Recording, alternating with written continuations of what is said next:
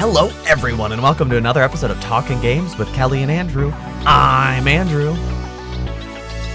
And I'm Kellie. Oh, were you not recording? No, I was. You know what happened is I opened one of the links to one of our stories this week, and it was a YouTube video. Oh, so it was blaring. Yeah, and it was like an ad, so it was just like boom. It was like okay, I was well here struck by lightning. I'll start again. You know, okay. We're not gonna stop. I'm gonna keep recording. We just keep going. It's like it didn't happen. The audience, get this, Kellie. Audience will never know. Hello, everyone, and welcome to another year of Talking Games with Kellie and Andrew. I'm Andrew. Oh, I don't know what that was. I'm sorry. That's okay. I'm Kellie. I'm Kellie. Question mark. Kellie question mark. I'm doubting myself after that intro. I don't know. Year 3 or 4. Oh my God, year 4. That's crazy. That's wild. That's crazy. Happy anniversary, Kellie. Happy anniversary. I was going to try and do my New Zealand accent, and I... New England accent. My New England accent. Listen, I've been playing a lot of Far Harbor from Fallout 4, and you know, they've got a bunch of like Bostonian accents, and then you get to Maine, and they've got like the Maine accent. Well, I watched the entire Ted television series yesterday, so I also... That's a lot of Ted in one day. I shouldn't talk about it on the show, but it was really... It's freaking bad, man. Oh, see, because I heard that it was good. From whom? The internet. The internet might be lying to you. What? What? Kellie, as of 3 days ago, time of release, May 25th, 2021, Talking Games hit the airwaves for the very first time, which means we are entering our 4th year on the air. Yippee! That's crazy. Who was the 4th president of the United States of America? Tom Buchanan. James Buchanan. Lake Lincoln. What if I told you I don't know it either? George Washington. No. Well, he left and then he came back. I definitely know. That's what Return of the King is about, Kellie. It was James Madison. Oh, I also started Googling George Washington instead of 4th president. It was James Madison, really? Yeah. That guy was in Hamilton. I think he's from Ohio, isn't he? Oh, well, he's from England. Well, yes. Do you think about the fact that technically all those first presidents were breaking the rules because they weren't born in America? Yes. I feel like I shouldn't say that. That feels like something I shouldn't say on the air. Oh, I know that was entirely factually correct what I just said, but that felt like I just said something that's gonna like get us a new kind of audience. Okay, here's something interesting. Uh-huh. You'll never believe. Won't I? He was born in a plantation in Virginia. So not Ohio at all. Really? And also super racist. Does that timeline make sense? Sure. What? Madison was born into a prominent slave-owning planter family in Virginia. George Washington's from England, right? James Madison was born in 1750. Well, it was the Commonwealth back then, like Virginia and like, stuff. Was he born in He was born in 1751, so he was born 20 years before the Declaration of Independence. Really? Well, 20 and some odd years. Yeah. You know, I know nothing about early. Well, maybe if you paid a little bit more attention when you were playing Fallout 4. Washington was born in America. He was born in Westmore. And you were paying attention during the part where you have to save Preston Garvey and the Minutemen in like the first 2 hours of the game. Maybe we wouldn't be having this conversation right now. Where was John Adams born? Michigan? I made Massachusetts. That up. Oh. All of these presidents were born in America. Well, it wasn't America at the time. It was like the Commonwealth. It was the colonies. I know, but in my brain, and this shows how historically little-brained I am, I made that comment about how all of them were born in England 2 seconds ago. Well, that was wrong. Well, that's okay, because you're learning.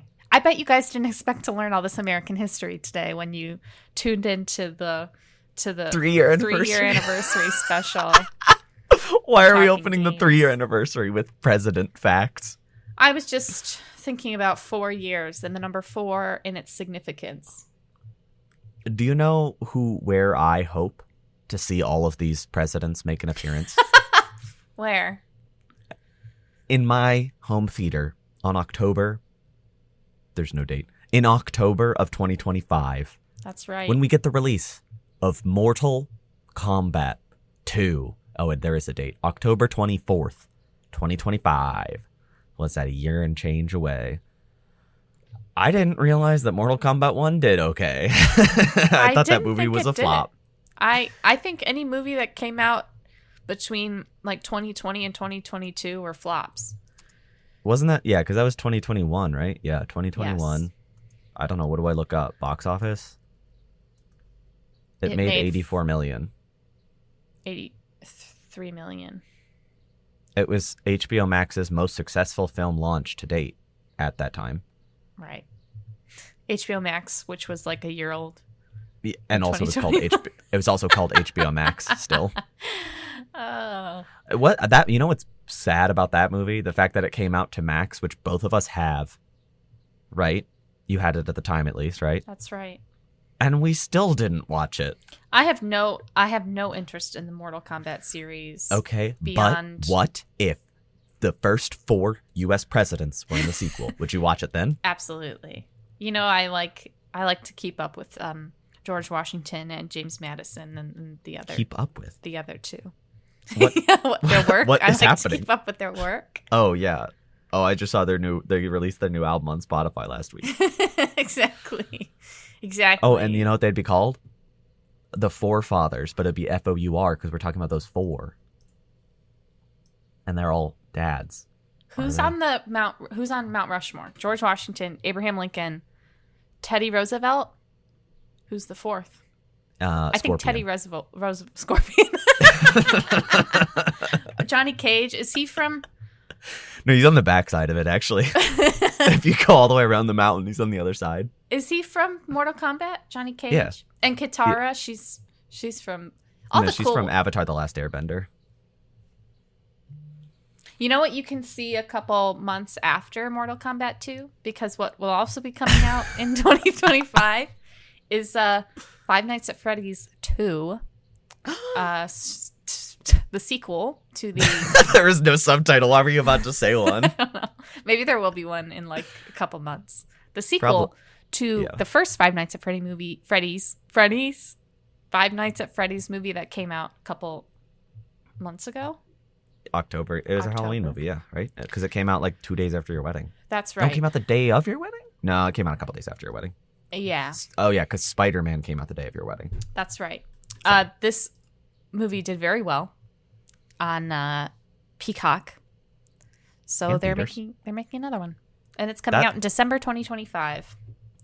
I think FNAF was more surprising because it came out in theaters and Peacock, and it still did incredibly well in theaters. Yes. Shame it was a really bad movie. It made $300 million in theaters, which is crazy for a movie that was available for free on services that lots of people have. That is, can get a trial to. That is really crazy. That is. Oh wait, really Peacock's the one you can't get a trial to, right? I don't know. I'm not sure. Because that's where Halloween came out, right? I think you used to be able to get a trial on Peacock, but maybe not anymore. Well, because Halloween Kills. I think it was Kills. I thought it was just Halloween and then Halloween. It's Halloween. Right. Halloween ends and then Halloween kills. You're right. You're right. Halloween kills. Halloween ends. Right. I don't know. It would make more sense that ends is the last one. I always even though think they're making another one. Of when they're like, evil dies tonight, and they say That's it like Kills. 600 times, and it's That's like 2021. I think we get it. We get it. Okay, so Halloween Kills and Ends both came out on Peacock, which you cannot get a trial for. Maybe you can now, but I remember when both those movies came out, you couldn't. So in 2021, I watched Halloween Kills through some other means. There's like 1, 2, 3 movies or something. Doesn't matter. Don't say it publicly. Shh. I literally said nothing. And then 2022, I borrowed a login from friend of the show Cameron to watch Halloween Ends. The way you corrected yourself so quickly. Ends. Like We don't. No one's gonna hurt you. Okay, you're okay. Michael Myers might come in. Well, based on how Evil Halloween died tonight. Evil did. Never mind. I'm about to spoil Halloween Ends. Let's just say I don't know where the next movie's gonna go. Maybe. You saw Halloween Ends, right? Yes. That's the one where he came back from the flaming house at the end, right? No, that's Kills. But you thought that he died. No, you thought that he died at the end of Halloween. 2018. In the flaming house. Yeah. And then he pops back up in the very next movie. Yeah, because firefighters ran to this house in the middle of the woods because they're like, it's on fire! And it's like, how did you know? An abandoned house. In the middle of the woods. I mean, it wasn't abandoned, but it was in the middle of the woods because that's where Jamie Lee Curtis lived. And then they lit it on fire, and then they passed. But she was like off the grid, right? Because she was like a doomsday prepper now because she was like, evil is my brother, and he's gonna die tonight. Yeah. And then he didn't. The second movie's the worst one. And then, because I thought 2018 was a good enough movie. And then 2021. Yeah, I thought it was a fun little reboot. I don't think I've seen the last one. No, you said the last one you might. Okay, this isn't a movie podcast, so I'll move quickly because we can talk about Five Nights instead. But the last movie is, in my opinion, the most interesting of the series of the new trilogy, I should say. Obviously, the original movie is the most important and best. What do you think? Never be surpassed. But the last one is weird.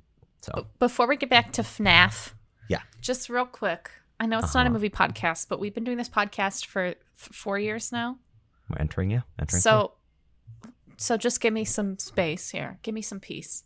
What do you think is like the best horror remake? Because you've got like Scream, you got Halloween. What else? The thing about those two is that they're both sequels that they just took the number off. Right. But if you like Scream 2017, 2018, 2019. I mean, I have a strong opinion, but I don't know if it's exactly attached to what you're saying. I'm just curious. My opinion is The Ring. Because I think Ringu, the original, is fine, but I think the American Ring is surprisingly better. Oh, okay. But you're talking. No, like you're right. Classic you're talking horror. about the Ring from like 2003, right? So yeah, something with like that. Emily or Naomi Watts. Yeah, and it's a remake of like a 2000 Japanese horror movie that I thought I actually didn't very much like. My only issue with The Ring is I feel like the remake is let's not talk about it. Okay. We don't have to get into it. I was just curious. I would say either that or The Fly. But again, that's a remake, an 80s remake of a 60s movie. So it's almost I think that's so far away from what you're asking. Because you're talking about like modern. Is a remake from like a 50s movie? Yeah. Because I watched the 80s movie recently for the first time and I thought that was the original. It's like, no, this is the remake. Did you like it? I loved the 80s one, yeah. It's so good. Yeah, but I haven't seen technically I saw the remake. I haven't seen the original from the 60s, and I haven't seen the new one from 2010 or whatever it was. That one is not good. Yeah, that's my understanding. They should, you know what they should do? They should put the creature from the thing. They should put him in FNAF. Oh yeah, FNAF. And anyway, Josh Hutcherson should have to fight him. I guess we should talk about FNAF. This news surprised me because I thought it'd be sooner. Genuinely, me too. I thought it was going to be this year. I thought I thought it was going to be annual because they knew, right? They had to have known what they were going to get into. I don't know. I guess the fan base is so rabid, and also it's so child centric, and it's PG-13. Yeah. So like kids got to see this movie in the theater without parents. Yeah. So I'm really surprised it's especially December's weird, right? Like, why is it not a Halloween movie? I feel like what's going to happen is they're going to be like, just kidding. It's coming out in October. Well, they don't want to compete with Mortal Kombat 2. Right. I'm excited to see this movie, though. I know neither of us liked the movie, but for whatever reason, I think like, you know how like when mothers give birth, they forget the pain because they're like, I just want to do it again. I don't know. I'm speaking incorrectly. I don't know any of the facts behind this, but I feel like that's us with FNAF. I want to watch the second movie now. I think I will need an epidural to watch FNAF 2. I think I'll need what are those things they use to do this, the hold your eyes open? Oh, from Clockwork Orange? Sure. I'm going to need that to finish FNAF 2. Can we see it in a theater? Sure. Last bit of TV/movie news that we got for the week, though. Dead Cells, of the TV show, which we've known about for we found out about this a long time ago, right? Didn't we see something at the Summer Jeffies last year? To be honest, I don't remember. They all sort of blend together after a while. But yes, with this has been, yes. For whatever reason, I linked the French version of this trailer. I speak French. Did you know that? Oui. Oui. It took a really long time for me to remember how to say yes in French. Oui. Anyway, it's coming out June 19th, which, again, I kind of forgot about this show, so it's a pleasant surprise, and I think the animation style is really good. I can't tell you what they're saying in the trailer, because it's in French. I didn't watch the trailer. I didn't watch the trailer because I kind of wanted to, it's soon, so I'll just jump in, and I think that it's behind the team, or it's from the team that makes the animated trailers for that game, and I think those look awesome. They also made that Windblown trailer, remember? Yes. With all the dying little animals. Creatures, yes. Yeah. So I'm pretty excited. I'm curious to see it, and I think it could be a surprise hit. It probably won't do too well.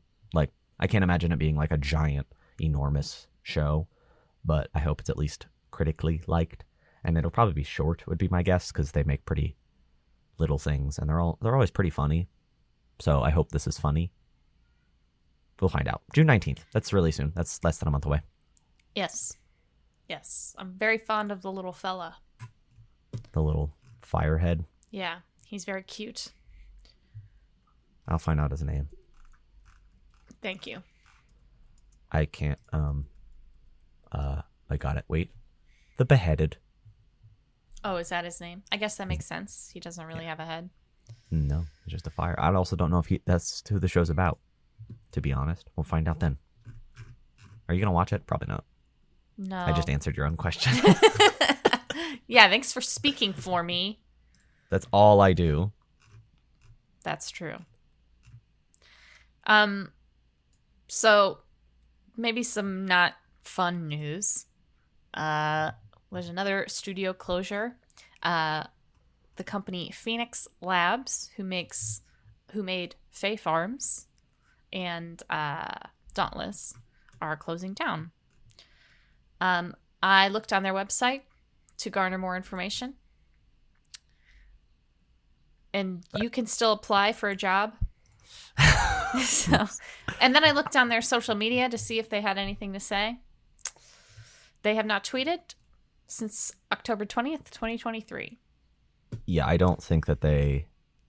So, I mean, it makes sense. If everybody gets laid off in an instant, who's going to update the website to say so? That's true. So this will probably just this website. I apologize. I wrote this news, and then the freaking link I put in is just their website that has no information about it. No, you're fine, because it's like, where would you even? I mean, you're right. If nobody's working there anymore, then nobody can update anything. Well, it makes me sad because I remember it was like probably 2 years ago. I could find this out, but just take my word for it. In the recent past, they bought back their independence from their publisher, and I thought Fae Farm did really well. I mean, it was in a bunch of maybe indie showcases, but we saw it in a bunch of Nintendo stuff. And I've never played Dauntless, but I heard of people playing it pretty consistently. So I would assume a live service game like that would kind of be like a consistent stream of income. But I don't know, maybe Fae Farm didn't do as well as I thought. I thought there are so many farming games that I can't remember which ones you had interest in. I thought this might have been one of the ones you had interest in, because I think their faces are really cute. Like, they have a really cute art style. Yes. But I personally don't care about farming games because there's too many. There's really only one that reigns supreme, and it's Stardew Valley. Everything else sort of pales. But the wording of this closure is very confusing to me. There's a post on their LinkedIn that says, "Today's an incredibly difficult day. After a long period of evaluating how to navigate our economic environment, we have had to significantly restructure the company to pave the path for a strong future. We are reorganizing Phoenix Labs to focus on our best-in-class live service titles, Dauntless and Fae Farm, and serving their communities. This means canceling work on all the other projects, etc., etc." And that was a week ago. Typically, restructuring just means, it's over. But why would they word it in a way that's like, oh, we're still working on this stuff? I guess just for the like updates and stuff for those two games. I didn't realize that it was that Fae Farms and Dauntless had live service elements like that. So there's also rumors that they may have been acquired by a blockchain company called Forte last year without making that public. And I don't think they're a public company, so it's not like they have to disclose stuff. But if that happened, it would make sense. So it sounds like there's a decent possibility, because Dauntless is not shutting down as far as we know. And Fae Farm is not a live service game, so it's that you don't have to worry about that. You'll be able to buy it, I'm sure, forever. Or as long as you can buy games on the eShop, I should say. But my expectation would be maybe they're just, this blockchain company's like, let's just make money off the live service game. So they probably are just keeping a few people on to keep that running, updates or whatever. But not Fae Farm. I don't think we'll be hearing about any games from Phoenix Labs from now on. Right. And I mean, it sucks. They only made 2 games. Like, they were a relatively new studio. And again, Fae Farm was like, there's a lot of farming games that get shown at everything. And I remember Fae Farm. And I know that doesn't mean a lot, but that means something, right? Like, how many farming games have we seen in Nintendo presentations that can you remember the names of 80% of them? No. Right. So it's like, I don't know, but Phoenix Labs is not the only one having a hard time. Well, they are having the worst time because they got shut down, so I shouldn't have said that. But Square Enix, we heard some iffy stuff last episode. We got more specifics, and they're not good. Final Fantasy 16, Final Fantasy 7 Rebirth, and Foam Stars, which one of these things is not like the other, but wasn't Foam Stars free to play? No. It was included on PlayStation Plus on launch day. Oh. But all of those were PlayStation exclusive games. They all fell greatly short of expectations, which we kind of knew. But Square Enix themselves said to their stakeholders that was the case. And they took the biggest stock plummet, which, stock doesn't mean a ton, but the biggest one they have since 2011. That's the year Final Fantasy 13 came out, right? I think so. That's 13 was 2010-ish. End of 2009 in Japan, but 2010. So, and think about like early PS3 Square Enix. They were not in the best shape, so it is a little disappointing now because their output is good, but it sounds like maybe they're really starting to realize. Because I think it was last time that I said because last week was when we reported on that story that they're like, hey, we're going multi-plat, but they didn't say anything else. And I was like, oh, I bet 7 Rebirth, because we knew 16 was disappointing. I'm like, I bet 7 Rebirth did bad, which stinks because that game was great. It's excellent. Yeah. It's disappointing to hear. And, stock does not mean a lot. And Square Enix is a Japanese company that seems to be pretty well managed as far as like human treatment goes. So this did not lead to layoffs, besides those weird American ones. But again, that's like a separate branch. So the fact that people aren't losing their jobs over this makes me like, okay, this stinks, but, at least the train will keep rolling. Yeah. I think these games are just too expensive to make. So they're not recouping anything, really. Like, I think about Final Fantasy 16. That game was probably very expensive to make. And they probably did not make a ton of money off of it. I mean, I'm sure they did, but it was like, compared to how much it costs, I don't know. Between like the actual creation of the game, the marketing, I don't know. I mean, there were rumors right after that 16 only sold, and this was months ago, but around 3 million copies in its launch window. That's not a lot of copies for a game that big, Yeah, definitely. Especially because like I remember specifically 16 was like an incredible launch week, and then it plummeted, which is not good. Like, games like that should have legs. They should go for a good, few weeks at least of sales. But 16 dropped like a rock in the pool. Yeah, I think it's kind of reflective of the game itself too. It starts so strong. Oh yeah. And then the pacing just goes like, what? It's like it slips on. It's like running, and then it slips on a banana. I don't know.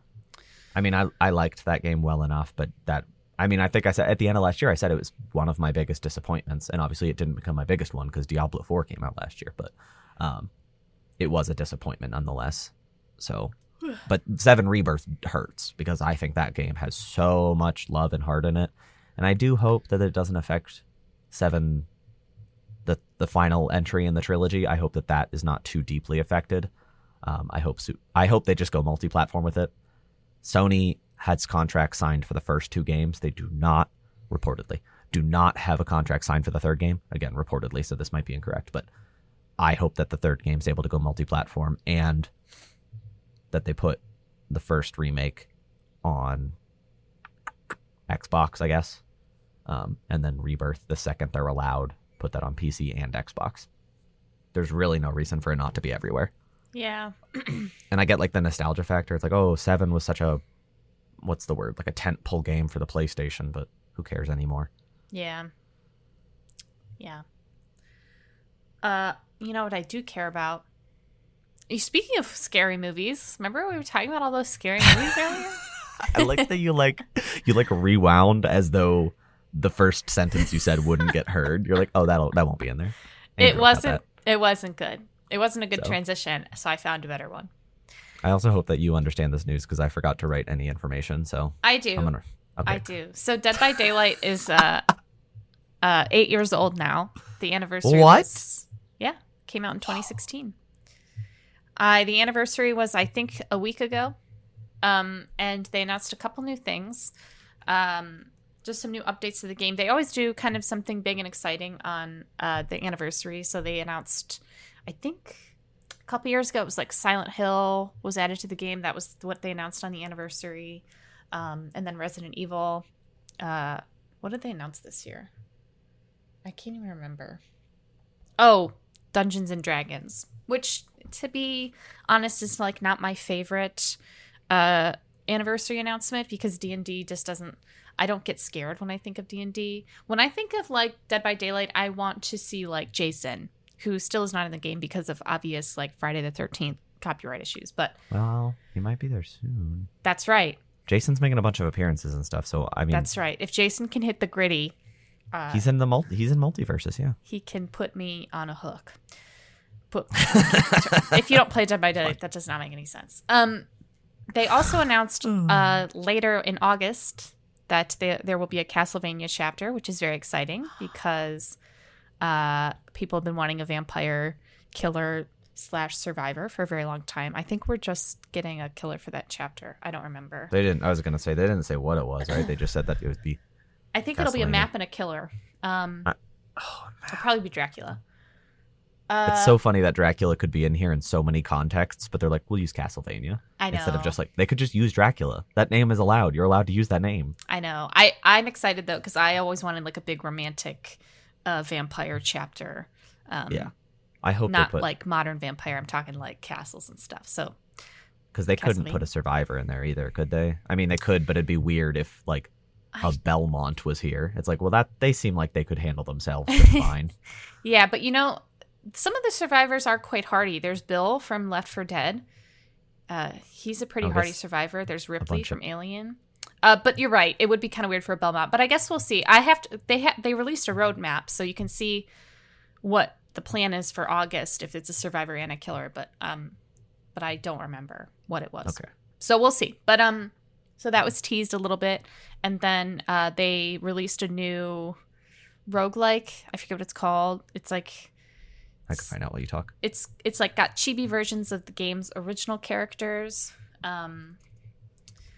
They released that the day of their anniversary, which, like I said, I think was about a week ago. I think it was like last Tuesday, maybe. What the fog? Yes. Got to turn on that E-tag now. Yes. And then they also released a new trailer for the casting of Frank Stone, which still has a 2024 release date. Yeah, so, that bothered me a little bit. Nothing. Not a lot, but. Yeah, maybe we'll find out more. Oh, Jeffy's. Yeah, next week. But wait, is that where it was announced at the Jeffy's, right? It was announced at the Game Awards. Oh, sorry, Winter Jeffy's. Yes, but yes, Jeffy's of a different coat. Not the summer Jeffy's, the winter Jeffy's. Yeah, not the luau Life Preserver Coconut Jeffies, but the Parka Penguin Jeffies. Let's watch these Jeffies together in a couple weeks with Lays on and with like pineapple juice and stuff and coconuts. Okay. I'll do it. I'll commit to the bit. I don't care. I'll do it. Bit's committed. The bit's committed. So excuse me. So this is very exciting. I'm excited for the casting of Frank Stone. I think we will find out more next week. The new trailer didn't give a ton away. It's still, to me, and maybe, I mean, obviously it'll be different in the game. To me, it seems a lot more like a supermassive game with like hints of the DBD universe. Particularly like the Entity is the main antagonist in DBD. And I think the Entity will play a role in this game. So I'm excited. It'll be good to have a new supermassive game. Because the Quarry came out like, what, 2022? Yeah. So they also released another one of the what's that series called? The Dark Chronicles. Dark Pictures anthology. Yes. Did they? Those ones, maybe not. I thought they were done with that because it was Man of Medan and then it was House of Ashes. Little Hope. I don't pay attention to those ones. I don't think they don't interest me. They're like just low budget enough, which doesn't. There's nothing wrong with a low budget game, but it clashes with what they're going for. Yeah, nothing will compare to like the way it felt the first time playing Until Dawn. That's all I'm gonna say. Even the Quarry, I liked the Quarry a lot, but even that I was not. Anyway, so this is all very exciting. And we'll sort of maybe see more next week. And if we don't, then I'm sure we'll see some eventually, or the game will get delayed. Yeah, I mean, the thing for me is, like, I don't care about... No, I shouldn't say that. I'm not a big Dead by Daylight person. I've played the game a good bit, but it's not fun stress for me. Like, I'm just sitting there, like, the whole time, and not in, like, a fun way. I'm just like, my blood pressure's up. It can be really scary. Blood pressure. And when you play the game for hundreds of hours, that scariness gets lost on you sometimes. The thing is like, I wasn't scared. I was just tense. Not from like, oh, this is scary. I'm just like, I just want to win. I just don't play multiplayer games, and that's quite a weird one to play if you don't. Yeah. Because I played like, how much? I probably played like between 5 and 10 hours for our Halloween special a couple years ago for you. Not for you, but like because you suggested it so firmly. And like I had some fun, but I was just like, I can't do this, man. Yeah. I'm tired. And it's a lot to juggle. And I feel like if you had picked up the game in like 2018, yeah, you probably would have been fine because it didn't have a ton of perks and stuff introduced yet. But yeah, picking up the game in 2023, you probably were like, whoa. It was probably 2021. Really? I think that was 2022. It might be. I thought I did it our first year on Halloween. I don't know because I wasn't playing DBD that much until 2022, I want to say. It might have been our 2022 Halloween special then. I don't know. It doesn't matter. All the years blend together. We've been doing this for going on 4 years now, so it all blends together. I don't know anymore. In like a good way, I hope. Yeah. Speaking of blending together, PlayStation Studios has a new head.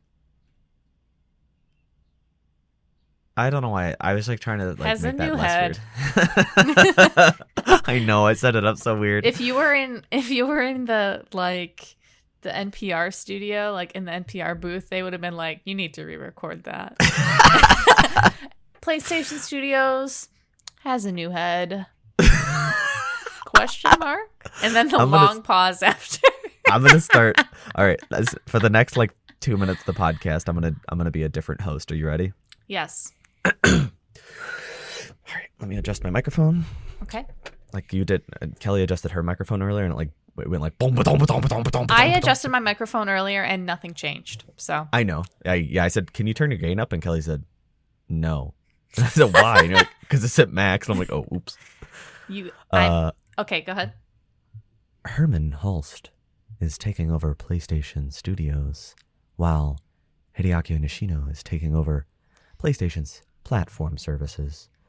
For those of us who don't maybe understand what that means that Mr. Hulst will be in charge of the studios that develop all of the games that we receive from PlayStation, including such hits as The Last of Us and Ratchet and Clank, as well as other games such as Astrobot and Also, Spider-Man. Hideaki Nishino, however, will be taking over the platform development, which, for those of you who don't know, I already said that sentence, is basically he's going, no, you can't make physical motions at me, Kelly, because the audience cannot see those. He gonna make PlayStation 6 is what I'm trying to say. I don't know why I went like weirdly southern. I sounded like, have you ever seen Vice Principals? Yes. I feel like I started to blend into The Gogmeister? Walton Goggins. What's his character's The name? Gogginator? Lee Russell. Lee yeah. Russell. I feel like I started to do like a weird NPR Lee Russell there for a sec. You know, you had to finish that news story with it's 2 p.m. on Talking Games with Kellie and Andrew. We'll be back after this word from our sponsor. That's going to look really loud on the way. If you need energy, you should drink Monster Energy Drink. We are not sponsored by Monster. If anything, I would love it if we were sponsored by Red Bull, but Monster? Oh, I don't think so. If you need energy, drink Red Bull. I'm Timothy from Red Bull. Thank you for listening to Talking Games with Kellie and Andrew. Timothy We are the proudest sponsor that you have ever had. Timothy Chalamet? You know what's fun is like I like doing some voices, but I was looking at my own camera feed while I did that, and I like don't emote my face at all when I'm making voices, which is probably like a tiny bit ominous. Yeah. You're focused on the bit. Well, that was a new voice. I've never done that until just now, so it's an exciting development. It was Anyway, seems like Herman it's Holst straining. is now in charge of PlayStation Studios. hopefully this is good news, but we will not know for a couple years, which is frustrating. Yeah. I do not think that the PlayStation platform part is important at all because they're just going to make PlayStation 6. It's not necessary, but it probably means PS5 Pro and PlayStation 6 and maybe PSVR stuff, but probably not. That's just kind of like in my head, that's like a train that's like going forward no matter what. I think by the time we get to PlayStation 7, things will probably shake up because by that time I feel like cloud technology will finally be like there, if you know what I mean. Sure. Yeah. And then with PlayStation Studios, there's part of me that's like, oh, this could be good. I don't know anything about Herman Holst's like tendencies towards actual game development or what kind of games that he's going to push for value wise. But the thing is like the stakeholders aren't going to change their opinion just because we have a new person in charge. So they're probably going to stick on the live service train, but it's going to be like literally a couple of years before we know because everything Jim Ryan put in place is still in development. You know, it's not like Herman Holst can be like, change your mind. No, this live service game's single player now. He can't do that. He could if he was cool. Well, he could, but then nothing would come out for years, which, well, I guess that wouldn't be that different from their current release schedule. Oh. Oh, and ooh. Hey. Huh. Are you ready for the next news story?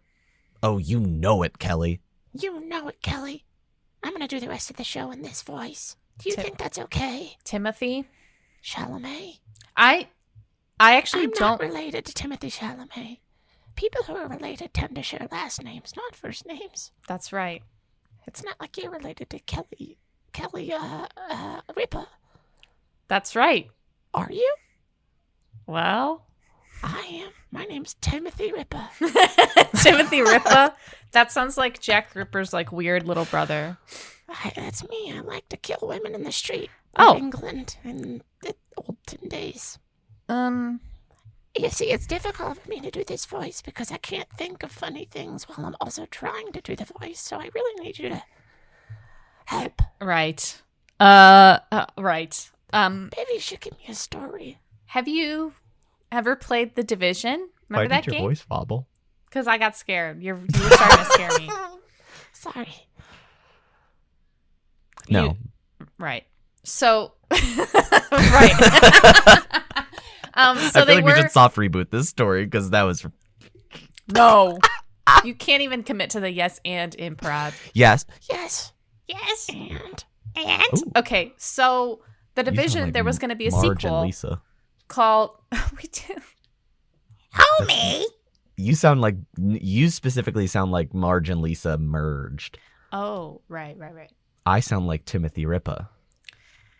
Anyway, sorry. So there was going to be a sequel to The Division called The Division Heartland. The Division, it was like a post-apocalyptic, big multiplayer Ubisoft game. It was not very well received, and when it came out, it was not play tested very well. Shock of shocks. The second one did well, though, didn't it? There was a second one? I thought this was supposed to be the second one. No, this is just like another one. Oh, like a spin-off? Yeah, the Division 2 came out years ago. The Division 2 came out in 2019. Okay, well, I'm sorry I don't keep up with the Division. Anyway, the point is they canceled this because Ubisoft canceled this because they want to focus on Rainbow Six and X Defiant. I hope this is good news. A company like Ubisoft moving away from a new live service game gives me some hopes, but also if all or most of the assets as far as like human time and such are going into just a different live service game, it doesn't freaking matter. It does not matter. It's Jover. Don't say that. It's so Don't do that again. Jover. I'm just going to move on. Pretend you didn't say it. Okay. Okay, I'm going to cut this part out because it's really embarrassing. And I think that... Oh, sorry, I moved my thing. Makes you sound bad. And I think that the audience might lose like... Homie! Hey, homie! Activision, who we love here at the show, they announced that they're opening a new studio. A nightclub. They're opening a nightclub. Yep. A gay bar. They're opening a gay bar in Hartville, Ohio. A place called Elsewhere. Elsewhere would be a good name for a bar or a club. You and I should open a bar called Elsewhere. I've always wanted to open a bar with you. Called Elsewhere. Wow, that's really, really specific. Okay, I'm sorry. I totally interrupted This news probably your story. freaked you out. They opened a new studio. Called Elsewhere. It is a new AAA studio that is looking to, as they say, revolutionize the AAA industry. This makes me want to take out each hair on my eyebrows until I don't have any more. Because I don't know if you know this, Kelly. This was small news, but Activision is owned by Microsoft and Xbox now. So true. Xbox, who may or may not have shut down multiple major studios 2 weeks ago. Yep. And now they're like, oh, we're going to open a new AAA studio. Yep. Elsewhere. I was about to scream, but I didn't want to have to edit the audio of me screaming to be less loud. So instead, I'll just... I'll do the March scream. Okay, turn around. That just sounded like Kelly. That sounded like Donnie Thornberry from the Thornberries. I can do a really good Donnie Thornberry. Go ahead. This was my reaction to the news. Are we just doing... Why are we just doing voices this week? You started it. We hit year 4, and that's just... Year 4 is the voices year. Sorry, everybody. This is bad news. I mean, if it came at a time where, like... I wouldn't care if it wasn't for the recent shutdowns. I mean, yes, I would, because there was layoffs. What I'm saying is if this was happening and there were not layoffs, I'd be like, cool. But in lieu of thousands of jobs being removed from the company, opening a new studio to, as they say, revolutionize AAA games, it just makes me mad. It's funny. It's not funny. There's this YouTuber. He's actually like a cohort of Mr. Keeley. His name is Kyle Bosman. I highly recommend him. He's like medium tier YouTube as far as like views and stuff, but he has a lot of really interesting insights every week, and he's a funny guy. But he was noting how Xbox, the head of Xbox, Mr. Booty, not even a bit, his name is Mr. Butt, he was talking about the shutdowns and how that it was being done so that they could focus on high impact games. And then Kyle Bosman was like talking about how it's going to be awkward in June when they do their showcase in a couple weeks, because it's like the execs are going to come out and act like nothing's wrong probably. And then Kyle Bosman was like, when you do like the world premiere, he's like, can you just include like whether it's a high impact or a low impact game, just so we know going in. But that's how it feels. Like they're just like, we're opening a new studio because we need more high impact games. It's like, shut up. Yeah. Go home. if I see Matt Booty's face, if I see Sarah Bond's face, if I see Phil Spencer's face in June, any of those three, I fear you will be seeing their faces. I'll say the Timothy Ripa voice is going to be coming out, which is going to suck for Kelly because she's going to be watching it with me. I have to endure. Yeah. And, I bet you hope we watch it in person together, because if we're watching it over Zoom or like virtually, you would just hear my voice. And I feel like it's worse if you can't like contextualize it and you're just hearing that voice for the entire time that Sarah Bond is on screen saying like, here at Xbox, that's not what she sounds like. You make her sound like a Victorian orphan. Here at Xbox, we believe in the player's right to have a good time. I'm going to say right to choose. We at Xbox are pro-choice. Pro-choice. Pro-gamer choice. We believe in the gamer's right to choose. Gamer abortion? That's right. Oh my God. Talking Games with Kellie and Andrew supports women's rights, just for clarity. Women's rights to choose. Well, I mean, also women's rights, I guess. And to get but anyway. Hey, do you want some more bad news? Yeah. I mean, no, but yeah. So when you're scrolling for video game news that you link to the Google spreadsheet so I know what we're talking about every week, Andrew does sound like you just 99.9% of the work on this podcast. Shut up. I do literally 50%. You can post a link from Eurogamer, Game Informer, Rock Paper Shotgun, VG247, and they used to exist as different entities. Now, they are all under the IGN umbrella, who has purchased and acquired all of those publications and a few more. So, that's what's happening. This is so frustrating. Now it's going to be the Gamer Network, including gamesindustry.biz, which is where I'm reading this news from right now. Yeah. And shares even in outside Xbox, Digital Foundry, and Hookshot. Digital Foundry somehow avoided this. I don't understand entirely the business of this, and also I'm not big on journalism knowledge. I'm not the most intelligent as far as like journalistic entities. I feel like that'd be a little bit more your forte. And then, we have a friend of the show who's literally a journalist, whom I shall not name for sake of doxing.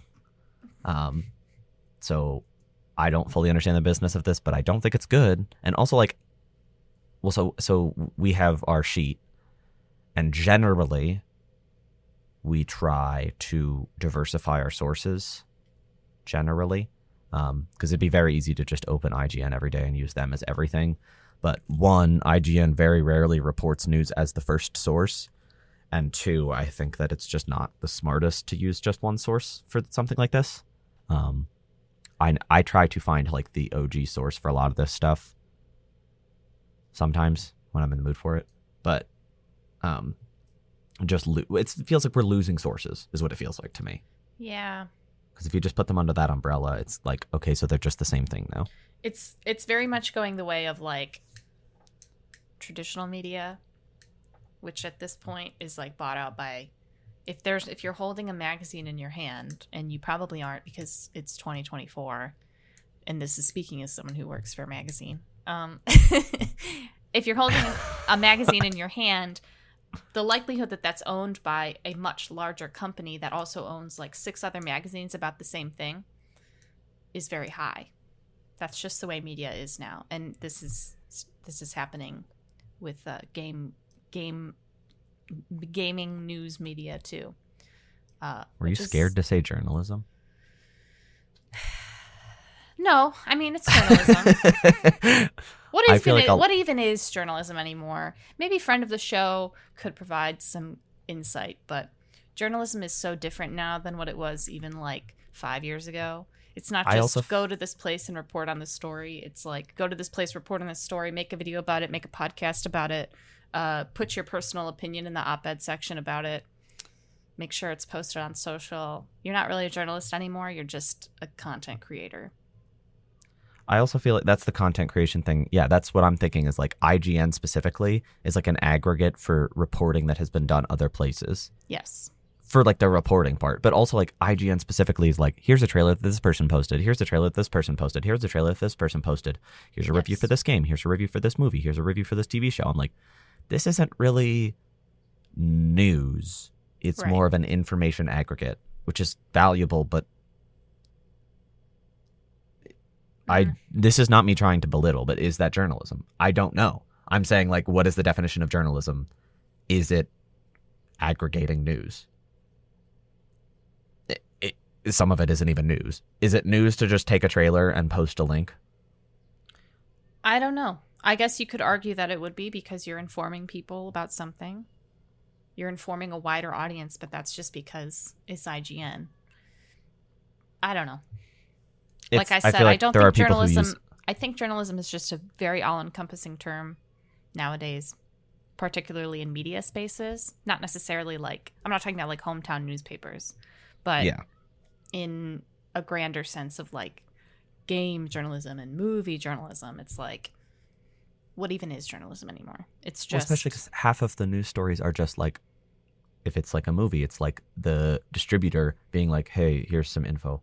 Right. Like telling them, being like, hey, here's a press release. It's like, and that's important. It's important that we know that Keanu is playing Shadow the Hedgehog. That's important. That was important for me to know. Yeah, but it's not like reporting. Well, I guess it is reporting, but it's not like breaking a story. Would be more in-depth reporting if you told that story and then you reached out to the studio for like further clarification, or you talked to Keanu about how he's so excited to play Shadow the Hedgehog or blah blah blah, versus just a blurb that you get all of the information from the headline. Right. Exactly. And I feel like there's definitely games journalists that are very much important and doing like really good work. Yeah. But personally, I don't follow IGN on Twitter. I don't follow, Game Informer. I follow Jason Schreier, I follow the sources, like the people who are making the doing the actual journalism. I don't care about Bloomberg Video Games. I don't care about IGN. I care about the people that I know are going to be providing this information. So that's me. So I guess in my head, this is bad news, but as long as like those reporters stay pertinent. I don't know. It's a messy situation. It is. It's bad though. I don't think that news outlets should merge like that. It feels messy. Yeah. It's just the way it all works now. But we have news of another acquisition that I would consider a good thing, which is, especially from me, rare. Nintendo has acquired Shiver Entertainment from Embracer. So they bought 100% of the shares of Shiver from Embracer. This is cool. I think anybody getting out of the Embracer umbrella is good. Nintendo is the kind of company where I'm not scared of them buying this company and then shutting them down. Shiver Entertainment is probably a name you're not familiar with, but they are actually a port specialist primarily. So they were in charge of the Mortal Kombat 1 and Hogwarts Legacy ports. So they helped out Warner Brothers on those ones. I know the Mortal Kombat 1 port was bad, but that doesn't necessarily mean it's Shiver Entertainment's problem, because I think Warner Brothers is probably a lot more likely to blame. They probably also were like, put it on Switch. And they're like, it's a PS5 game. And they're like, do it. That's my guess. But Hogwarts Legacy, is my understanding, it went way better. I think this is a really cool thing, though. They're a port specialist, so this could mean that Nintendo has a lot more interest in creating a lot more ports, maybe next generation, which I think would be a good thing. There's no reason for Nintendo not to port a bunch of stuff over. It also might mean that they kind of want to bring in-house some of their porting ability. So, like, if there's third-party companies who are on the fence or something, Nintendo could maybe be like, hey, we got Shiver over here. They'll help you out. They'll make it happen faster. So they can, help the players and help the studios get their games onto a Nintendo platform. But this is very unusual because they don't acquire stuff often. Yeah. When's the last time? Because they acquired Next Level Games last year, and that was like a super rare thing for them to acquire that. Any company. And that was after years and years of working under the Nintendo umbrella as an unofficial partner. So this is very left field for them, and maybe a trend of the future, or maybe they just have a very specific plan in mind that they thought Shiver Entertainment could help with. Yeah. You know? I'm sure there's like a familiarity element to it. Like they've worked with Shiver before, so they know how they work. And maybe they just wanted to bring in this porting they just wanted to bring these porting specialists like in-house, so maybe it was like less of a hassle. Yeah, and maybe it's like, oh, they have a bunch of like GameCube and Wii games that they want to bring over to the Switch too, but they don't want to waste their own internal development teams that are so busy on new projects. Yeah. You know, because I'm sure it doesn't take a ton. Like, I'm sure porting Pikmin 1 and 2 to Switch wasn't a ton of resources, but maybe that was people they had to take off the Pikmin 4 team, and it made it slightly more difficult. So it's just easier to acquire a new company, you know, create this more value. It sounded like you said Pikmin 14, and I was about to be like, wow, they released a lot of games in the past couple months since Pikmin 4 came out. Pikmin 7 was a little bit disappointing, but Pikmin 11 really hit the mark. I love Pikmin 14. Great game. Yeah, that's the online one, right? Yeah, it gets really good after like level 50. The first 60 levels are free. Yeah, Pikmin 13 though plays itself. Yeah, and Pikmin 15 is very homoerotic. Anyway, well, that's not out yet though. Sorry. Don't Spoilers. Hey, more acquisitions. Do you remember Atari? I mean, they made a whole thing in the 90s. Okay. We weren't alive during the war between these two companies, so I don't have any insights besides the history of it. Yes. So Atari has acquired Intellivision. So Intellivision will rebrand. So have you watched the 3-hour Roblox video? No. I won't be doing that. I'm not kidding. I'm going to send you the link to this video. It's not about Roblox though. I understand. 3 hours. You watch it in like 30 sittings. It's wonderful. It's this video. I'll give the very short version. There's a guy who you might be familiar with. His name is Tommy Tallarico. He's done like a ton of video game music. He was really prolific in the 90s. He made music for like Earthworm Jim and like Tony Hawk Pro Skater and all this different stuff. He did sound effects for everything. He was like really a like big force in, you know, the 90s video game scene. And he was like on G4. Oh, wow. Okay, I couldn't remember the name. I was like, is that correct? Yes. I was about to be like, no, it's E3. And I'm like, that's something else. G4. Isn't that where Jeff got his start? Yeah. G4? Yes. Wow. Good time. So it's this really crazy guy. He's really, he's quirky. He's worked in video games for a long time. Essentially, you know the oof from Roblox? Oof! Yeah, that's better than mine. Yours was, if you hadn't mine sounded clarified, like Minecraft. I realized that's why I was thinking of a Minecraft oof. Ooh. Yeah, I was thinking of like oof. Ooh. But anyway, Tommy Tallarico claims to have made that sound. Oof. And there's a really long, interesting story behind it, and it involves him doing a lot of crazy lying publicly. He, a few years ago, bought Intellivision because Intellivision was worth like $1. And he announced the Amico, which was a new video game console that like, he was like, oh, we're bringing multiplayer back to the couch. No online play. And then COVID happened. And he was like, well, that's complicated. So it was on like a bunch of crowdfunding things. And he kept being like, we are so close. And he kept saying the line of like, we have already built the rocket. We just need a little more money so that we can fuel it up. And he said that like 6 different times because they kept doing different crowdfunding platforms to get more and more money. It never did come out. And now Atari owns it. And I really want to hear a follow-up because like Tommy Tallarico is a super fraud guy. Like he's doing a bunch of gross, weird stuff on the background. He loves to lie. But I highly recommend this video. It's genuinely incredible. I think it's 2 hours, not 3. He's a scammer to the bone.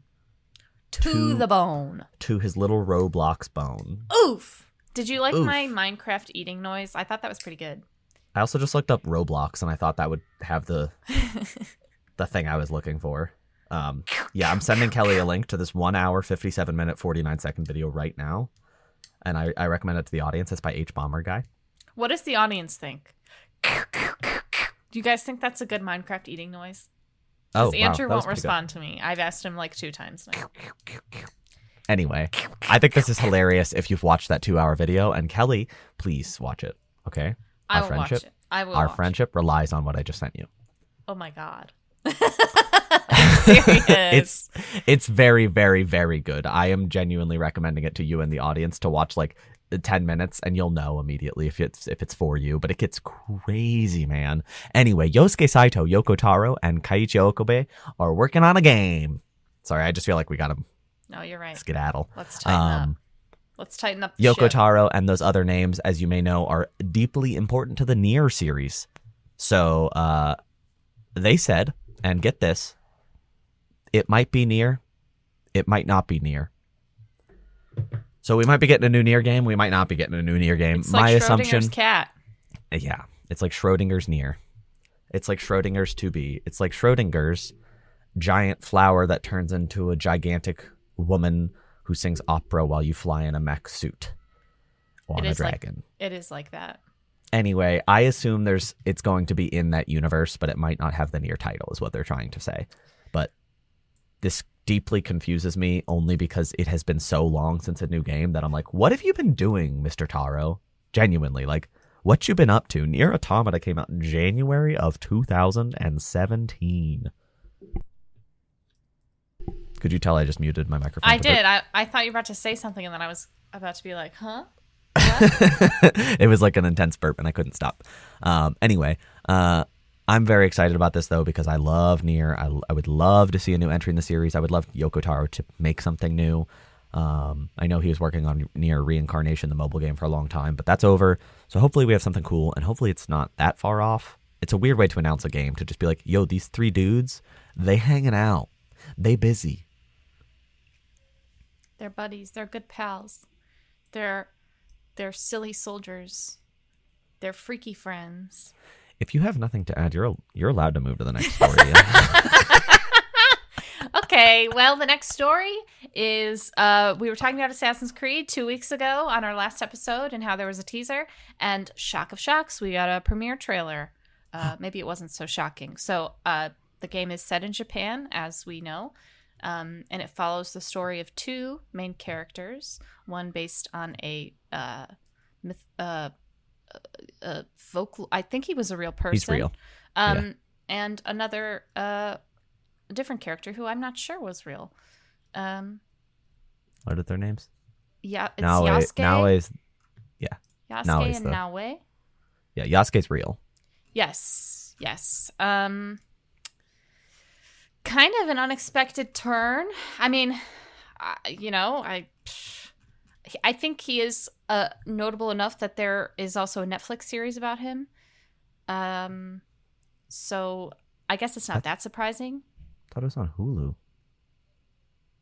No, there is a series about samurai on Hulu called Shogun, but I'm talking about the Netflix series about Yasuke. It was like an anime or something. I thought Shogun was about Yasuke. No, Shogun's about Nobunaga, Oh, who was sorry. the guy who hired Yasuke, I think, unless it's a different Nobunaga. But the Shogun's about a different. Oh, it's an anime, right? Yeah. Yes. Sorry. Yes. I was thinking of live action. No, you're fine. Yeah. I don't have a whole lot to say. I mean, I got nothing. I mean, I think I'm happy about the premise actually happening, but there's no gameplay. Yeah, and it's also like wish listed now. It's out this winter. I mean, we already said that because they accidentally said the release date, so it's out November 15th. So I assume we'll see it in the summer, or I should say like at the events. Yeah. Andrew, do me a favor, don't scroll down to the comments. Oh my god, the discourse around this game. It's really stupid, you guys. It's critically stupid. So I don't even Although think the we should top talk comment about it. has 132,000 likes, and it says the most heroic thing about this trailer is that they left the comments open.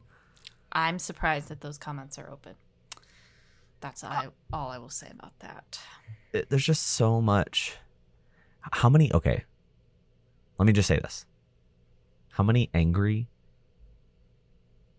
incel boys from America do you think there are that are typing up their angry comments and then hitting translate to Japanese and then copy pasting it in so it looks like they're an authentic Japanese person angry. I'm sure a majority of the Japanese comments are actually not from Japanese people. I will also say that these people who are complaining the loudest were never going to buy this game anyway. No. And also Ubisoft is not like a company that makes sales in Japan. So this is for Americans. This is like Ghost of Tsushima. It's like that was a really cool game, but be realistic. It's made by a Western company, mostly for Western audiences. Yeah.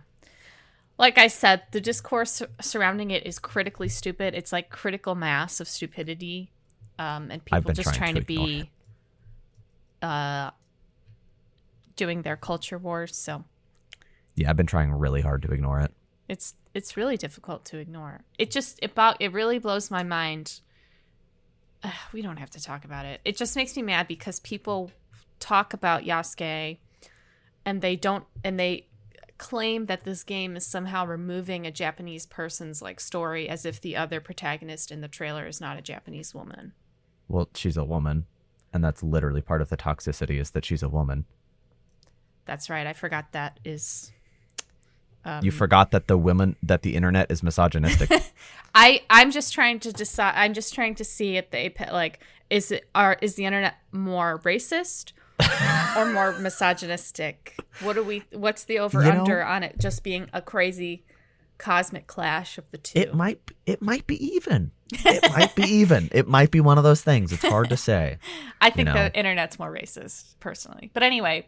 Probably. I try to avoid those circles. Yeah, but I think to speak on the game itself, it does look cool, but you're right, there is no gameplay, which is kind of wild for a game that's coming out at the end of this year. And I guess that's how Ubisoft does it. They like to release cinematics and then wait till later to do the reveal of gameplay, just like they did with Star Wars Outlaws last year. Oh, that was like a 2-day turnaround, and this is several weeks. That's right. I miss that droid. You but I don't want to have to pay $40 a month to see him. A month. Well, Kelly, today, time of release, May 27th, or time of recording, sorry, May 27th, Memorial Day, is Dragon Quest Day. It's just the anniversary of Dragon Quest's first release. So normally this is when we hear any big Dragon Quest news. And we got some crazy news from this series that has a couple really big games in the works. Right? Right. Big news. Tune in, everybody. Clock in. Lock in. They reminded us that Dragon Quest III is getting remade. Woo! With a new tweet. A Zweet. Is that what we're calling them now? Zweet? Because of its X? Oh. I was like, I don't know. Is it sweet? I guess. It's sweet. The trailer is short and sweet because it is just the logo and it says Erdrick. What does it say? The legend of Erdrick draws near. # Dragon Quest Day. # DQ Day. Now, real heads would think that it was Dairy Queen Day. # Dragon Quest. I wish it was Dairy Queen Day. Go get me a Blizzard. You can go to Dairy Queen right now. It's probably crazy right now because it's Memorial Day. Because to remember the fallen, we have to eat ice cream. Many such cases. I'm just going to ignore what you said. Move on. The trailer ends by saying the legacy begins, and then technically we get an announcement of some sort because we didn't have platforms that it was coming to, and it's confirmed for PS5, Series X, Steam, and Switch. Yippee! The fact that it's coming to Switch makes me think it's probably this year. Oh yeah, I think so. Let's say September. I think maybe they're holding off for the Jeffies. But Dragon Quest loves using Dragon Quest Day. Like, they don't usually care about events, so I'm really confused. They love Dairy Queen Day. Yeah, they love Dairy Queen Day.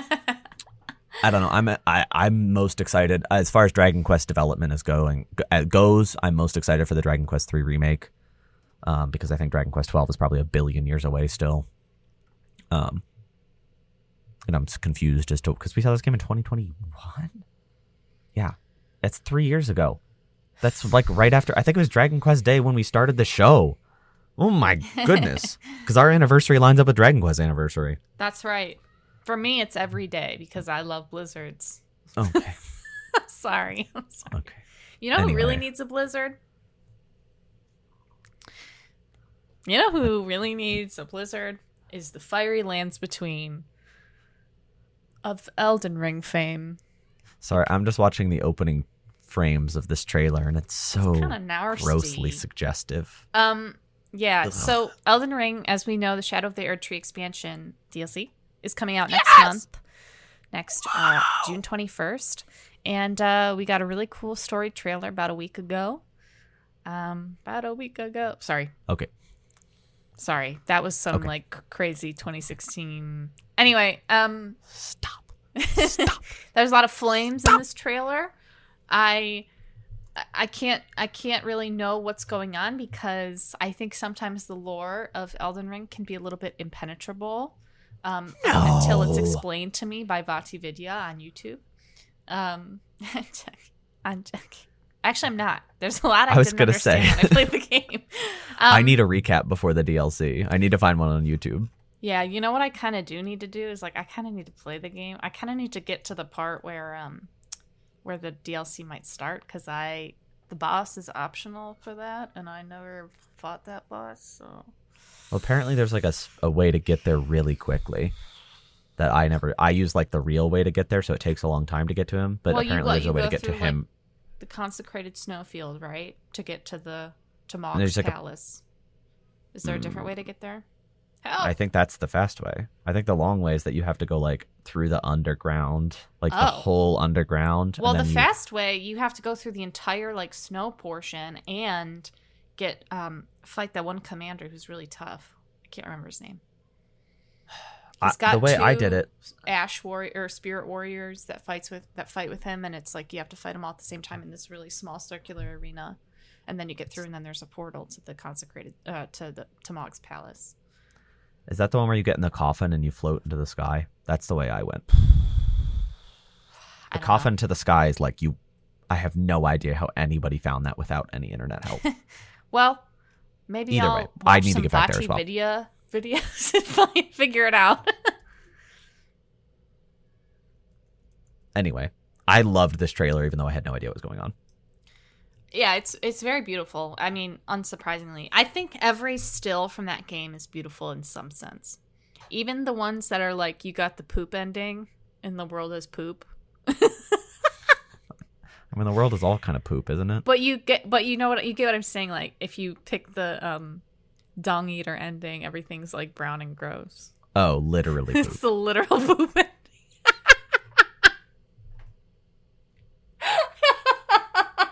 I love when you're happy. The poop.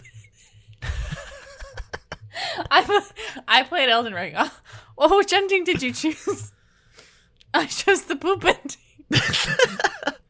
I made the world poopy. You so proud of yourself. I'm so excited for this DLC, but like I said, I kind of have to catch up. So Yeah, I just added a 30-minute Elden Ring lore breakdown video to my watch later so that I can watch that before. And that doesn't sound like enough, but I watched several hours of lore back in June of 22, so hopefully it kind of comes back to me. I also don't care about the lore too deep. Like, I'm there to play it. The lore is like a fun cherry on top, but I love. Are the you Elden telling me Ring lore. while you're playing, though, that you know what's going on? No, not right. at all. So I feel like I don't need the lore going in. But I feel like and I agree. I feel like the Elden Ring lore is so good. Oh, it's great. So good. I think Dark Souls lore is okay. Bloodborne lore is is quite good. But Elden Ring is my favorite story. I think it's very there's a lot of moving parts, and I think that you can unveil something new like every time and I love that. I think that's so cool. And I think the pre-shattering versus post-shattering, I think that's a cool story element. Yeah, I'm excited. I mean, that game's coming up so fast. We might see some more in June, but honestly, at this point, I don't really need to see anything. Yeah, I'm good. I think I'm ready. We're in. If there was another trailer, I might not watch. I'm locked in. And I will not be getting the poop ending. Because I always kill the dung eater. There's such a good chance you're going to get the poop ending. I'm not going to get the poop ending. I always pick the Ranny ending because she becomes my wife. Sorry, am I spoiling Elden Ring for everybody? No, because you keep saying the poop ending like that actually says much. Also, like, it's hard to spoil Elden Ring because, like, I got an ending and I was like, okay, game over. I don't know what happened. Right. I sat on a big chair. I'm on a big chair now. That's right. You're the Elden Lord. And I had a stupid helmet on because it had better stats than what I had. So I had like a stupid gargoyle head on. I was like, ah! Oh God. I bet you looked really cool. I was so mad because I meant to switch back to my cool dog head for the final ending, and then I didn't. So I was just sitting there with my stupid little like. You know what armor I really liked from that game? It's you get it in like the village near like the main castle area, and it's like where the ladies are like la, la, la, la, la, la, la. They're like dancing in circles. It's like the windmill village. It's this really cute. It's like a little white dress, and you get like a little Red Riding Hood. Oh, but it's blue. That was my fit. I rocked that because I was a high int sorceress. I was a high intelligence sorceress build. that was kind of rude of you, Kelly, to make fun of nerds. I am a nerd. I literally right, just said I picked a high intelligence sorceress build, and I did not get the poop ending. Andrew, tell me what you played this week. Do you want to start? Because I have like a full novel to read. Me? Sure, I'll start. I didn't really play that much. Shock. I did. I have been playing Fallout 4, as we know. I'm like 50 hours in. And I started the Far Harbor DLC, which I've actually never played before, even when it first came out. Because I think it first came out in like 2016 or 17. And I never played it because at that point in my life, I was sort of moving on from Fallout 4. It's really fun. I mean, the DLC itself is very, it's big. It's a really big DLC. There's a lot to do. There's a whole new island that you go to. The music is incredible. Like, truly, truly, I love the music in the DLC. There's 3 separate factions that are sort of the main focus of the DLC. There's Acadia, and then there's like the Far Harbor people, and then there's the Children of Adam who worship nuclear energy. And it's just very interesting because you can tell that they took, like, the people, when they wrote Far Harbor, they kind of took like the biggest criticisms from 4, and they sort of distilled away from all that stuff into a more tightly knit, like, contained story on the island.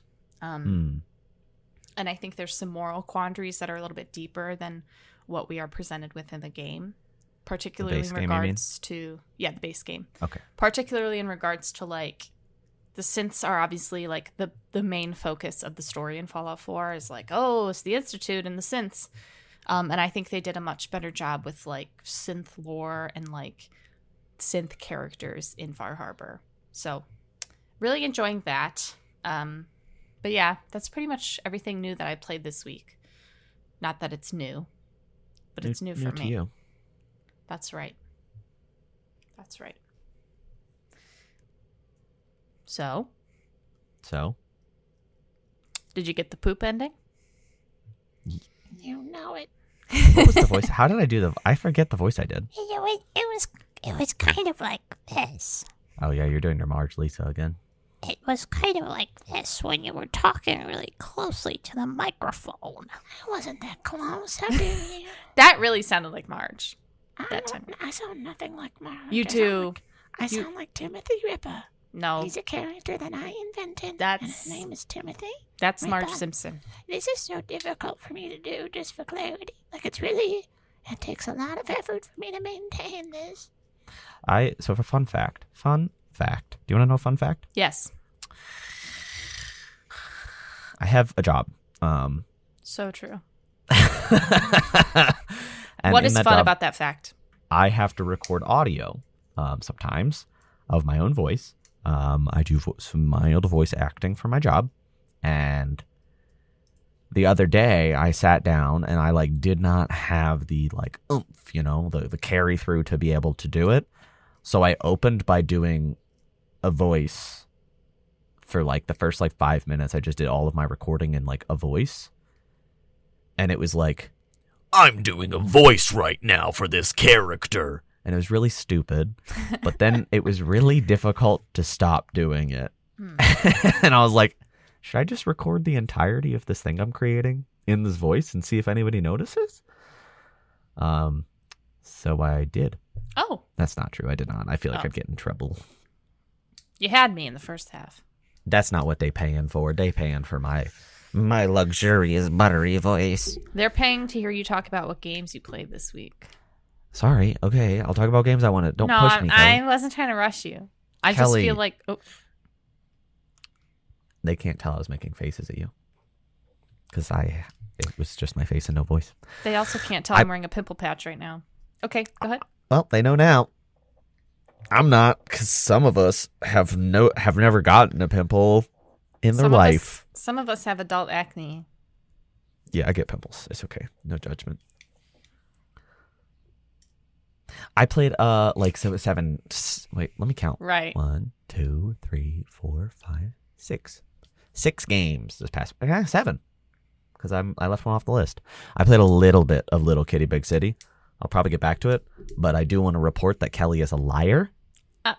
There's a meow button. What is it? Well, it's Y, but you played on PC, so it's probably not Y. Anyway, I haven't played very much. I wasn't really feeling it at the beginning. The cat moves so slow, and I don't understand that.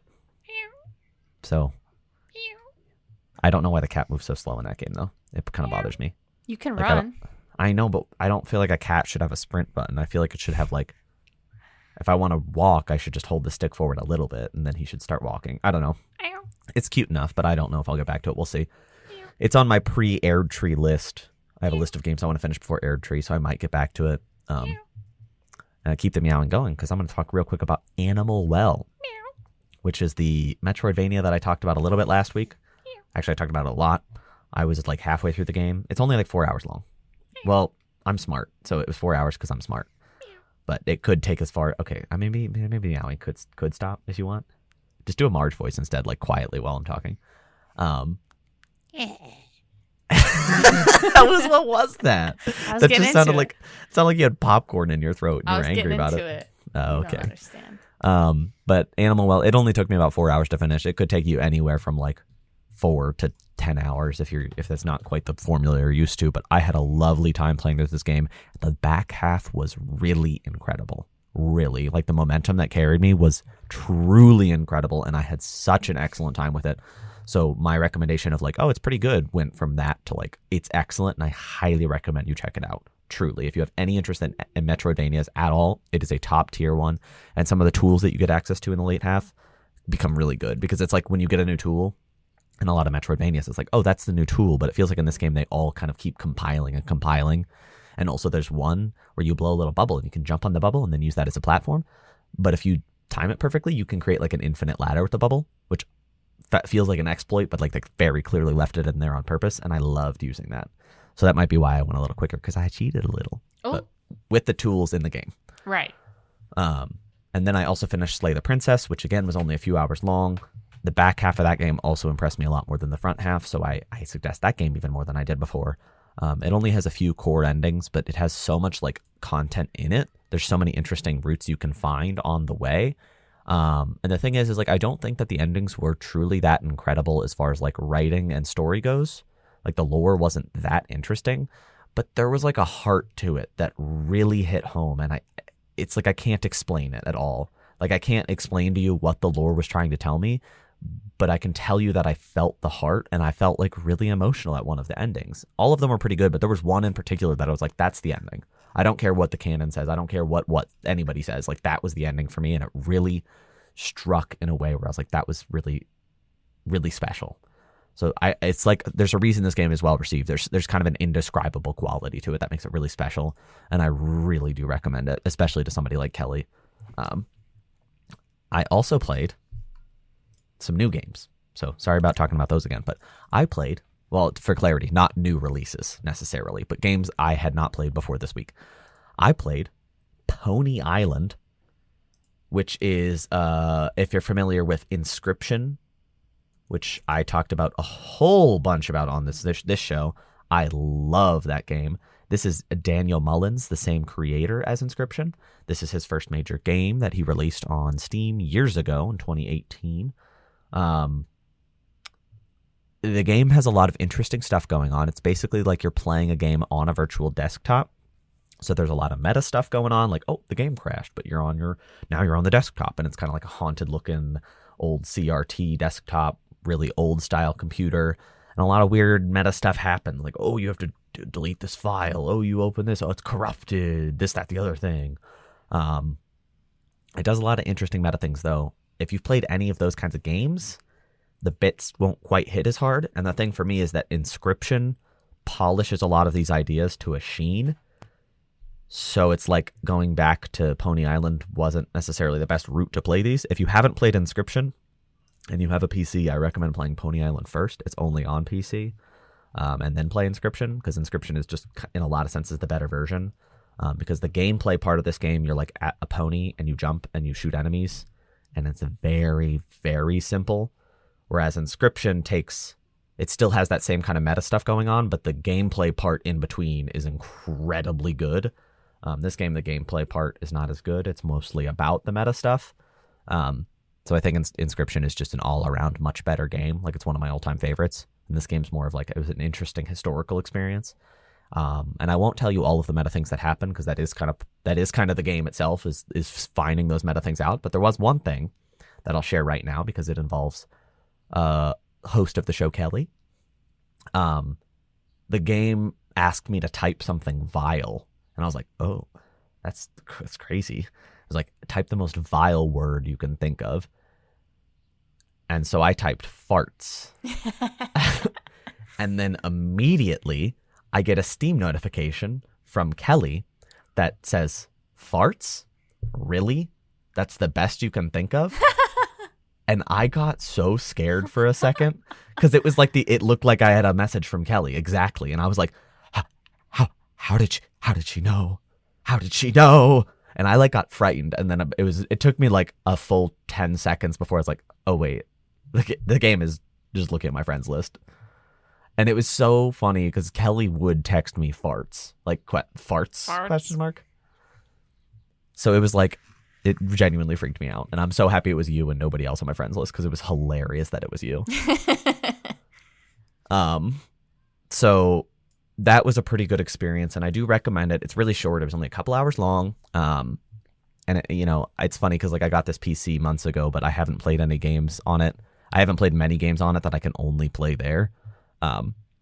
But with that one, it uses the keyboard and mouse the whole time, so I had to play it. I had to bring it upstairs and set it at a desk instead of plugging into my TV, which is funny. Do recommend it, though. It's on sale regularly for like 50 cents, so just add it to your wish list if you're a little bit interested. Wait till it's super cheap. Otherwise, it's $5, so it's not like it's going to cost you a lot. And then I played another meta game. This game leaned a lot more into the horror element, though, and that is relatively new release, Kaneto Pet. Have you heard about this game, Kelly? No, but I'm watching a video of it right now. It's kind of like Clippy if Clippy was haunted. Oh! Mm-hmm. I'm scared. I'm freaking scared, dude. Clippy already scares me. His energy and aura is negative and dark and sinister. You're telling me it could be worse?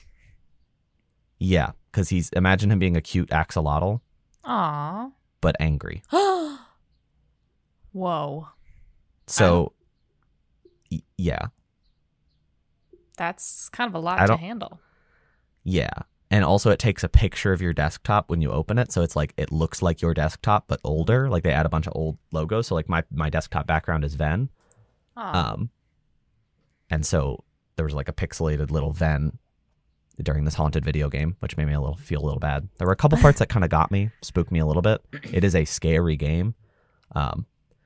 For me, though, the pacing was a little slow and the scares didn't quite hit super hard. I had heard at one point that it accesses your webcam, so I was like, oh, that sounds scary. But when it did, it just opened a Windows prompt that was like, can we use your camera? And I'm like, oh, it doesn't really work if you ask permission. Like, it'd be scary if it opened up without warning, and I was like, oh, there I am. Right. But like the scarier parts were just like little weird comments and quirks that were happening. And then at one point it asked, can you trust everything that Kelly says? And I'm like, why is every game using Kelly? Because I'm untrustworthy. I'm a snake. And then I'm the most likely to betray you. I'm like Judas at the dinner table. Yeah. Kelly is Judas. I don't want to have dinner with you ever again now that you said that. You also said at the dinner table.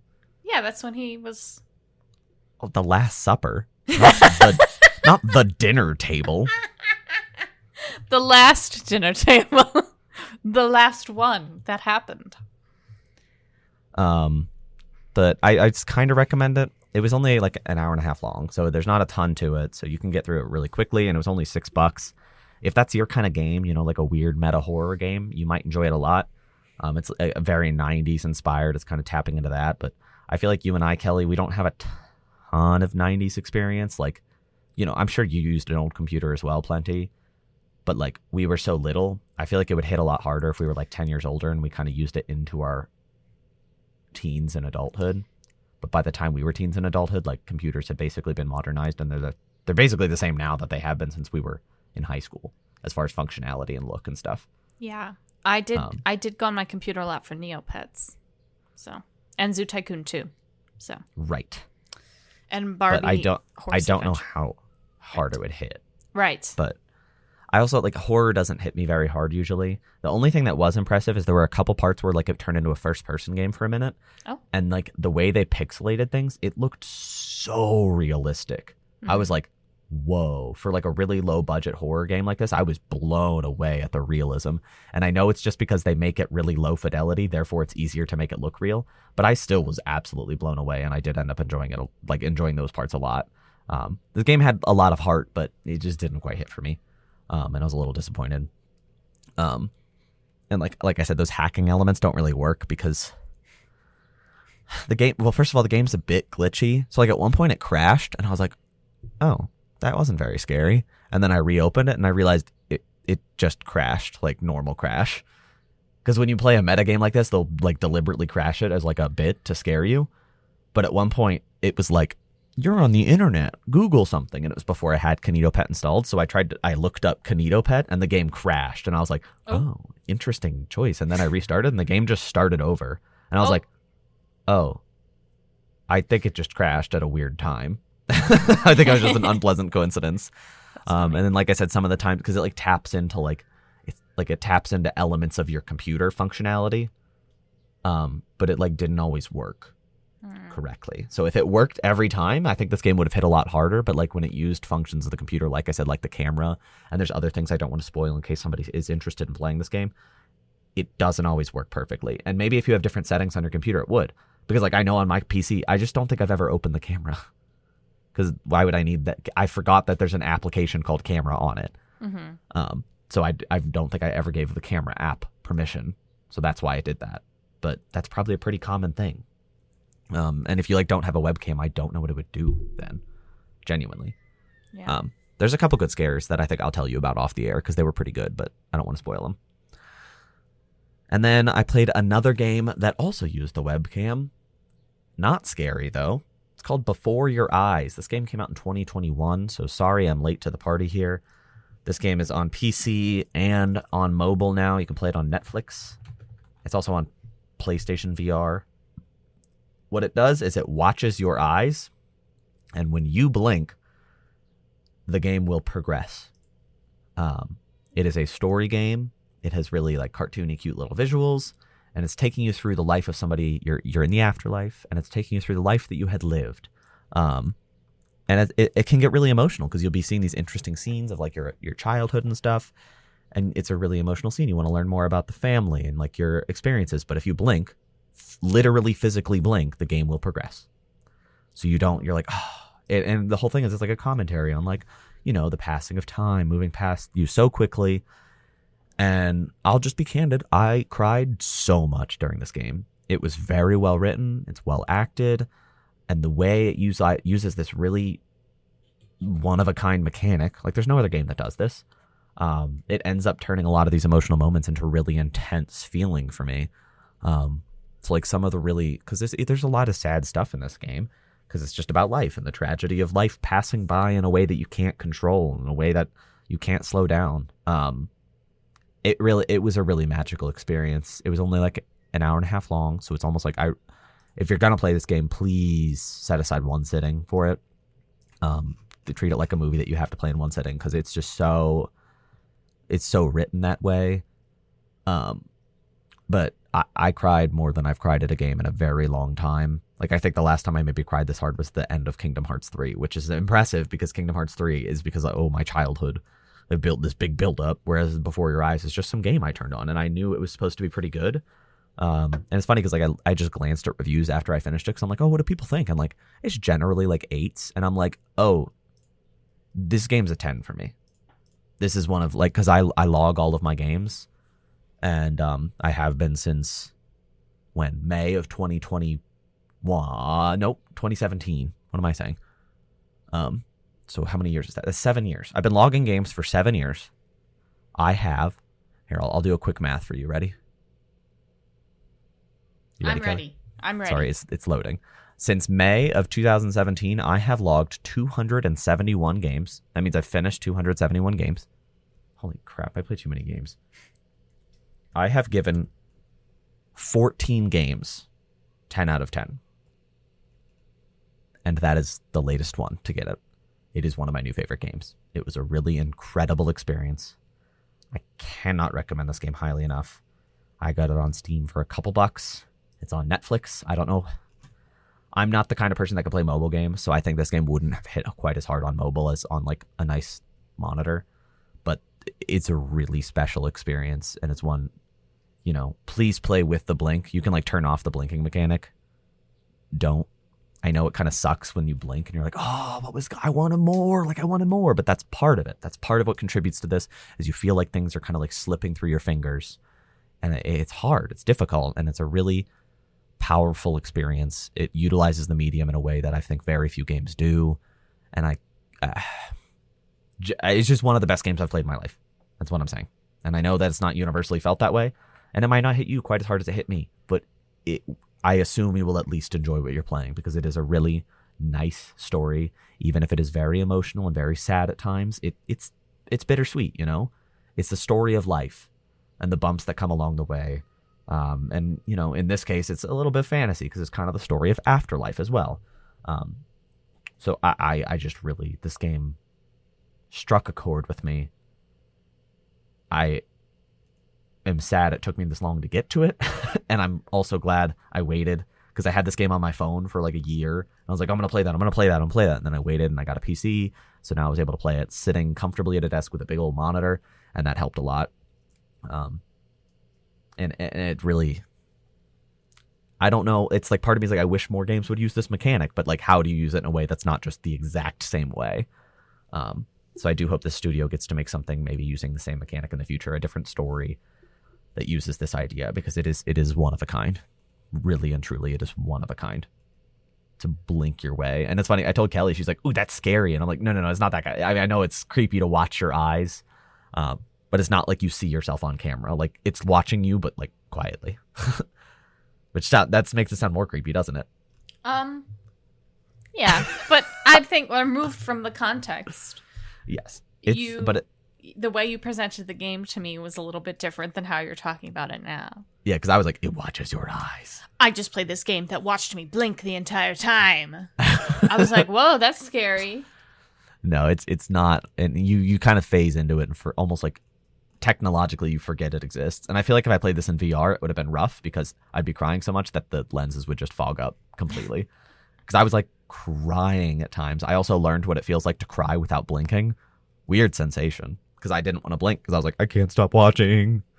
So I was like not blinking, and the tears kind of just like pew, pew, pew, pew, if you don't blink. They don't fall like a natural like flow. They just like flop out.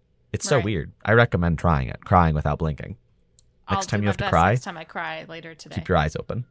You're gonna look so scary though. I bet I look terrifying playing this game. No, but I again supremely recommend this game. If you have Netflix, it's available for free on your phone. So please give it a try if it sounds at all interesting. Okay, I played one more game. Yippee. This one, the titular game of the episode. Not titular, but it'll be on the thumbnail, I should say. Yes. I just like my brain just stopped. You good? Paper Mario: The 1,000-Year Door, the remake, released this week. Disclaimer, I did not play Hellblade 2 yet. I know that came out this week, but No impressions yet. But I did play Thousand Year Door. Did you play this game when it came out? Or like when you were Yes, younger? Okay. I did. I haven't played it since I was a child. I played it when I was in like the 5th grade or something. So I would have been like 7 years old, 8 years old, 9 years old, 9 years old. Right? Yeah, sure. I was 17 in the 12th grade, add 5. So in the 5th, 4th grade, I was like 9 or 10 years old. Okay. I was like 9 or 10 years old. So it's been a long time and I never did revisit this game. But playing this remake, it hit me immediately how hard this game stuck with me more than I realized. Because like I was like, oh, I remember this. I remember this. I remember this. And I'm like singing along to songs. I'm like, how do I know all this? I think I might have replayed the beginning of that game a lot as a kid. But it's a really good remake. They redid all of the music and pretty substantially. Like it's fully orchestrated now, and there's a lot of cool big band stuff going on. I think they did a really wonderful job of adding a lot of elements. It is visually incredible now. It's funny. It's like it looks exactly how you remember it, but it is so much better than it used to look. Like it is night and day how much they did to make this game look way polished and really impressive. And the gameplay feels really nice. When I found out it was 30 FPS lock, I was like, oh. And then I started. I didn't notice the type of game it is. It's like you don't notice that kind of thing. And you might, if you're really sensitive, you might notice. But like they did an excellent job, and it is a rock solid frame rate. There is not a single drop. Did you just hear me punch my desk? I heard a thump. I just slammed my fingers into my desk. It hurt. But it's a really cool game. If you haven't played it before, it is not like the new Paper Mario games. It is a turn-based RPG, a pretty simple one, but still turn-based RPG with some slight action elements. You can like time your blocks and time your attacks to do more damage or deflect damage. It's a really nice game though. It's really fun to play. It's really pretty. The music is really nice. It is pretty funny. It's really well written.